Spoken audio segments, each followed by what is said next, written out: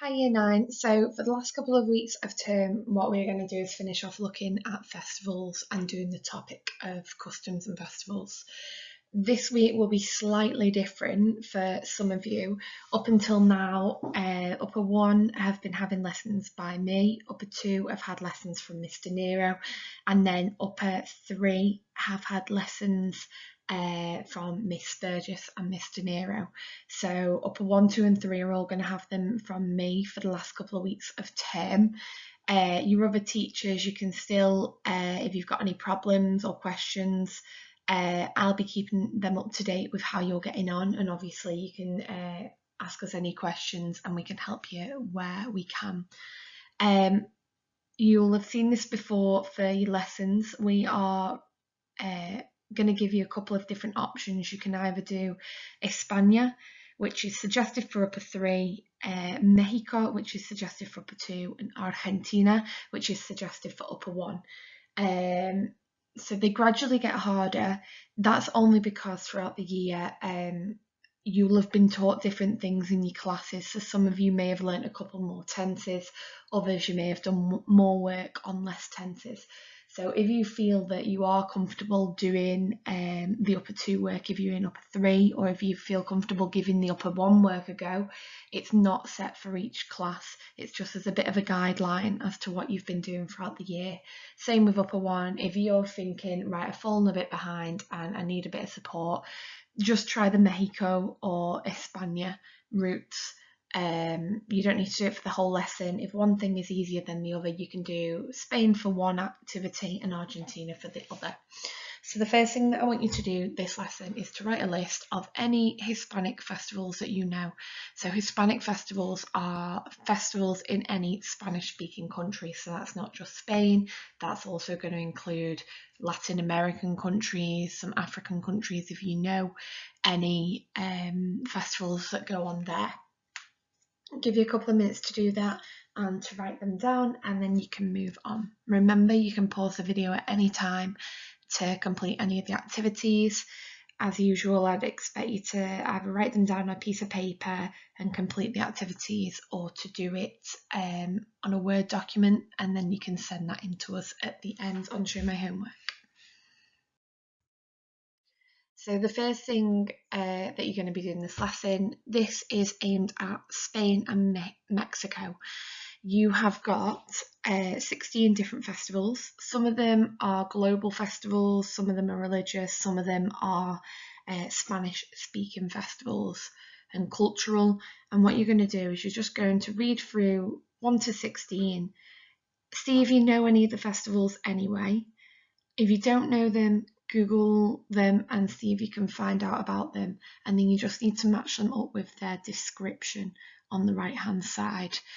So for example, it remembers the crucifixion and death of Jesus of Nazareth.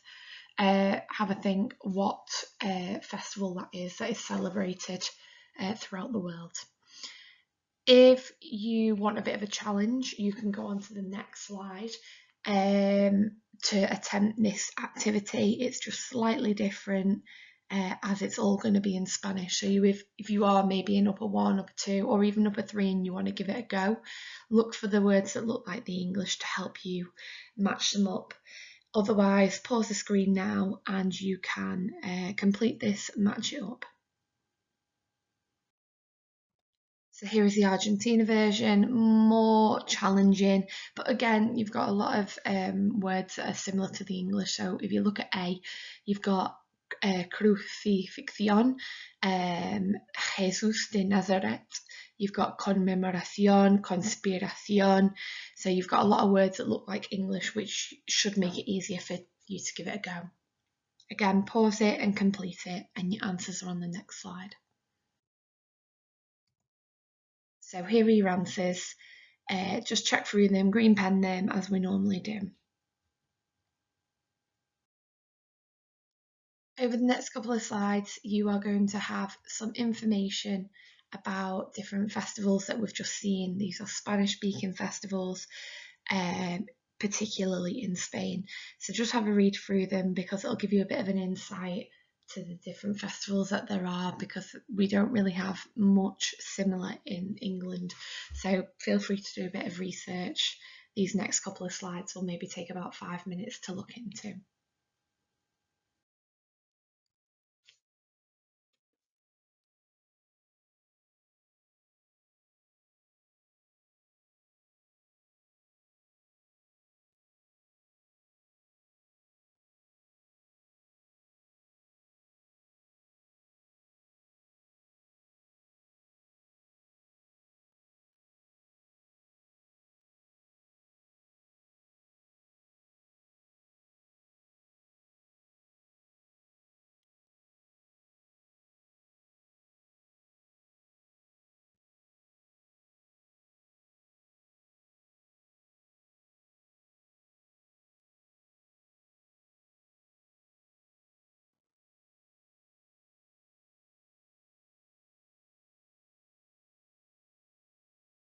So on this slide, what I want you to do, if you are in upper one, you'll have done this last week, so you don't need to do this again, just move on to the next slide.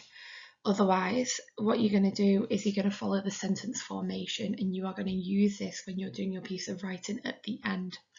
So it's to describe a past festival that you've gone to. So our first box over here is the time frame. So we're going to say when we are talking about. So el año pasado is last year, la semana pasada, last week, hace 2 meses, 2 months ago, and then ayer is yesterday. Then you've got the verb, so it's your doing word. So we've got fui a ver, I went to watch, visité, I visited, fuimos, we went, visitamos, we visited. Then you've got the festival, so you've got the festivals of San Fermin, the Colacho, the Human Towers, and the festival of the Moors and the Christians. Then you've got a connective, so you've got and, but, however. An opinion, I liked, I loved, I didn't like, I hated. Another connective, so since, because, given that, as. A justification, so it was or it wasn't. And then your describing word, emocionante, exciting, interesante, interesting, peligroso, dangerous, impresionante, impressive, divertido, fun, and extraño, strange. So the first thing that I want you to do is on the left hand side, you have got a grey box. You are going to look at number 1 and 2, and you're going to use the sentence formation builder to reorder them words.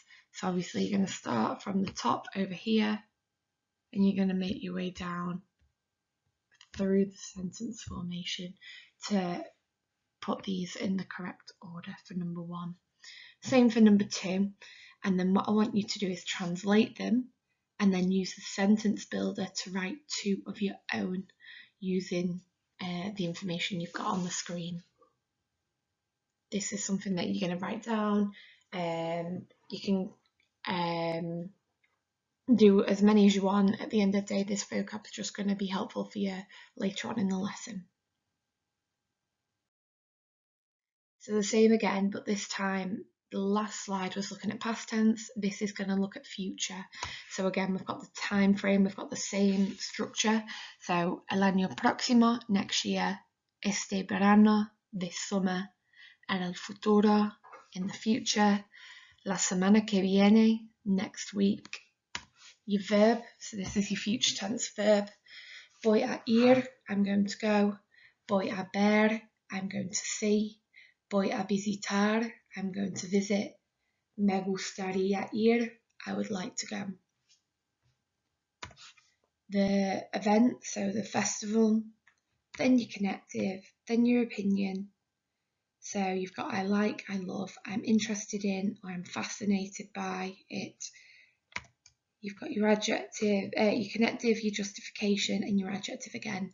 So justification, you've got es, which means it is, and you've got parece, which means it seems. So that's your only new vocab there. And again, the grey box on the left-hand side, the same thing you're going to do again. Reorder them words using the sentence formation and then write 2 of your own. The reason that we're doing this quite structured is if you are struggling with your tenses, this is a very easy way to get past, present and future all in your work, and that is our foundation for this lesson. That's our base point of where we need to be, because if we get past, present and future, we can be working at a grade 4 and above at GCSE, which is a great starting point. So on this slide, what you're going to do is you've got a table, and I've given you some examples at the top anyway. If you're doing Spain, you are going to do the present, the imperfect, and the present, the preterite, and the near future. And you're going to do that for visitar and bailar. If you are doing Mexico, you're going to do the present, the preterite, the imperfect, and the near future, and you're going to do it for all 3 verbs. And then if you are doing red, you're completing the whole table. So you're doing all of them. Now, the way that you should do this is don't think about tenses, don't think about, oh, I don't know Spanish, I don't know how to say this in the past, the perfect, the preterite, whatever. You are just going to follow the patterns. So if you look at the present tense, your present tense is always going to end in an O. Your preterite tense is going to end with an E with an accent. Your imperfect is going to be aba. Your perfect is going to be ado with A at the start. And then your near future is going to be this setup, voy a infinitive. So just use that top row to see if you can problem solve and you can work out the puzzle of what everything's going to end in. And then on the next slide, you're going to have your answers so you can green pen them.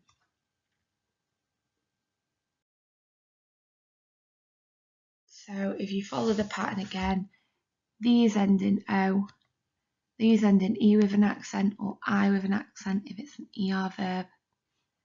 These are aba or ia if it's an ER verb. Ado, Ido if it's an ER. And then visitar, bailar, comer, quite easy, that column. So green pen them and see how you got on with them. So just following on from the last slide, what you're going to do is have a look here, and you're going to do the same thing of putting these verbs into the table. So before you were changing the verbs, this time I've given you the verbs and you need to put them into a table like you've just seen. So you've got your green, which is your present, your preterite and your near future. You've got your orange, which is your imperfect and your conditional. And then you have got your red, which is your true future, and your perfect tense. So see if you can put them into columns like you've done before. So you're going to need to make a table with the different tenses, which are here. So present, near future, perfect, preterite. Remember, you don't have to do all the colours. If you're struggling with these tenses, just do the green. If you want to push yourself a bit further, do the orange as well. And then if you think this is easy, do the red with it. And then you've just got to put the right verbs into the right columns. And your answers will be on the next slide. So your answers are here. Again, your present tense is going to end in an O. Your preterite ends in E with an accent or I with an accent. Voy a infinitive, aba or ia on the end, ado or ido, and then E with an accent. If you are struggling, do not worry, just follow the patterns. On this slide, I'm just going to go through what the point of these tenses are, because you might know how to form the preterite but not know what it's used for. Same with the near future. So basically, if I give you all the verbs, so if we use visito, so visito is I visit.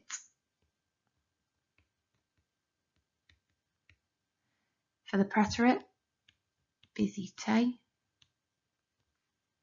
I visited. So that's something that you did in the past. Voy a visitar,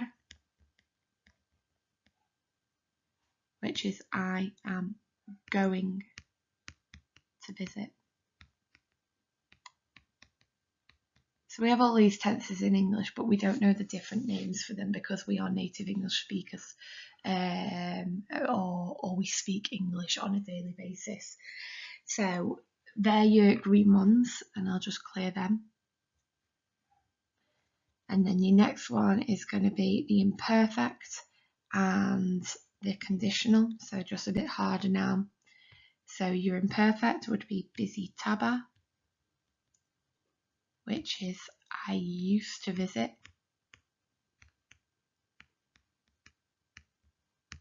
And then visitaria, which is I would visit. So we're just going to go through them. They are there for you, and I'm also going to attach a document to show my homework lesson with a load of verbs that you can be using for this lesson. On this slide, what you're going to do is Spain. You're going to find the following vocabulary. It's all pretty easy vocabulary and it goes in order. Everyone should be doing this and keeping a record of the vocab because it's going to help you in your writing task at the end. Mexico, so if you want to push yourself a bit further, you're going to go through, you're going to underline the different tenses and you're going to say what tense they are. And then for Argentina, you're going to do all of the above and then you're going to add a sentence using the imperfect tense to say a festival you used to visit, because this has got loads of tenses but it hasn't got the imperfect, so see if you can fit that in there. So finally, your task for this week, which you'll be submitting to Show My Homework so that we can give you some feedback on, because remember we're going to be looking forward to starting our GCSE course in Year 10, so we can't afford to miss out on any of our Spanish learning, because if we don't use it, we lose it. So try and keep on top of the work that is being set. So you don't have to use all these words here, but these words are here to support you and give you some vocab to use. You're going to write about festivals that you have visited or you would like to visit. So you get a point for each word that is green. You get 2 points for any words you use that are orange and 3 points for any words that you use that are red, because it gradually gets harder with the vocabulary and the range of tenses. Just stick to what you know and what you've learnt this lesson and your previous lessons. Don't overcomplicate it if you're struggling. We would much prefer you to have a really accurate piece of work at a lower level so that we can build on that, because sometimes if you try and make it too complicated, then it might not always be accurate and it might not make sense all the time. So just keep it as basic as you need to and use these words on here in the green, orange and red to see if you can bump it up and get a couple of higher level vocab or tenses into your work. So once you've written this, you're going to submit it to Show My Homework so we can give you some feedback on how you've done and what you've done well. On your Show My Homework lesson, we're also going to post a Word document that has tenses in English and Spanish to help you, that you can just pick out and use. Any questions, make sure you send us a message on Show My Homework so we can help you and support you in completing the work for this week's lesson.